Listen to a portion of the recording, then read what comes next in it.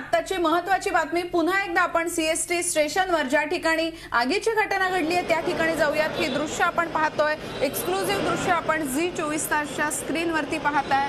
मुंबईच्या प्लॅटफॉर्म क्रमांक सीएसटी स्टेशनला 1 जवळ असलेल्या अनेक्स इमारतीमध्ये ही आग लागलेली आहे आणि अमित जोशी आपले प्रतिनिधी यांनी आपल्याला जी माहिती दिली त्यानुसार 5व्या मजल्यावरती ही आग लागलेली आहे।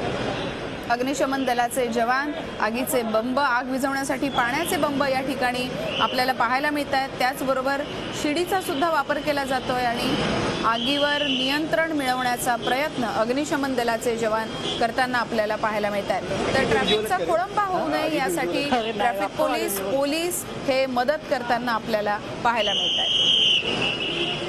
पुन्हा एकदा आपल्या सोबत आपले प्रतिनिधी अमित जोशी आहेत। अमित, आपण पाहतोय आग विझवण्याचे अथक प्रयत्न सुरू आहेत, काय घडतंय नेमकं? आत्ताच या इमारतीमध्ये जी विविध रेल्वे ची कार्यालय त्या कार्यालयांमध्ये काम करणाऱ्या एका अधिकाऱ्यांशी बोलणं आलं। त्यांनी सांगितलं की आमचे कर्मचारी सुरू आहेत, फारशी कोणाला इजा झाली नाहीये।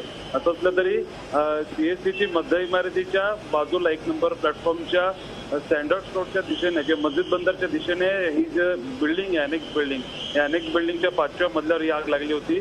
आग आता नियंत्रणात आहे, आता धुराचं साम्राज्य आहे। असं असलं तरी 1 नंबरवरनं जी हार्बरची लोकल सेवा आहे किंवा लोकल गाड्या सुटतात त्या गाड्यांच्या वाहतुकीवर कुठलाही परिणाम झाला नसल्याचं मध्य रेल्वेने सांगितलेलं आहे। त्या भागातील रेल्वे प्रवासी ये जा करणारे असून त्यांना कुठला धोका नाहीये। असं असलं तरी या 1 नंबर प्लॅटफॉर्म असून दे किंवा 1 पासून 7 नंबर प्लॅटफॉर्म असून दे त्यांना जोडणारा हा जो एक फुटओव्हर ब्रिज आहे जो टाइम्स ऑफ इंडिया बिल्डिंगच्या बाजूने सुरू होतो, तर तो ब्रिज सध्या तरी प्रवाशांच्या वाहतुकीकरता बंद करण्यात आलेला आहे। असं असलं तरी 1 नंबरवरनं हार्बर रेल्वेची वाहतूक सुरू असल्याचं सांगण्यात येते आणि आगीवर आता नियंत्रण मिळवलेलं आहे। थोड्याच वेळात आग विझवण्यात येईल आणि त्यानंतरच आगीचं नक्की कारण चौकशी केल्यानंतर समजेल। आता तरी परिस्थिती नॉर्मल आहे, नियंत्रण आगीवर पूर्णपणे अग्निशमन दलाने मिळवलेलं आहे।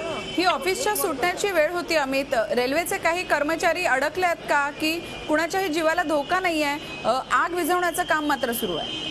हो, नक्कीच ज्याप्रमाणे प्राथमिक माहिती मिळते आतमध्ये कोणी अडकलं नाहीये किंवा गंभीर स्वरूपातली इजा झाल्याचं तरी माहिती अजून समोर आलेली नाहीये।